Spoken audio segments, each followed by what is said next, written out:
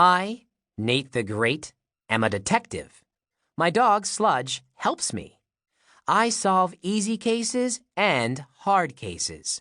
Sometimes I solve strange cases, especially for Rosamond. But this summer, Rosamond was in Scandinavia.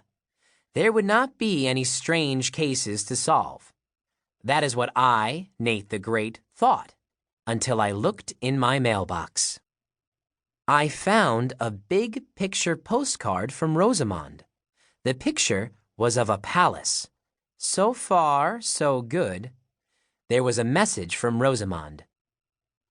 Dear Nate, I was in Norway. Now I am in Sweden. I was in this palace today. I did not see the king. I did not see a detective. I lost something on my trip. I don't know where. I need your help. If you don't help me, I will have to ask the King of Sweden to take the case. Rosamond. P.S. What I lost is very tiny and works only at night. It lives in dark places. It looks smart like you and thinks hard like you, but it has a very long nose, so it probably thinks through its nose instead of its head. But I'm not sure about that. Rosamond was even stranger in Scandinavia than she was at home. I, Nate the Great, could not take a case that was thousands and thousands and thousands of miles away. I threw Rosamond's card in the wastebasket. The next day, I got another card. Here are the rules. If you don't take the case, call Sweden. Ask for Rosamond. If you take the case, you don't have to call. Rosamond. P.S. If you don't take the case, I will hire that king.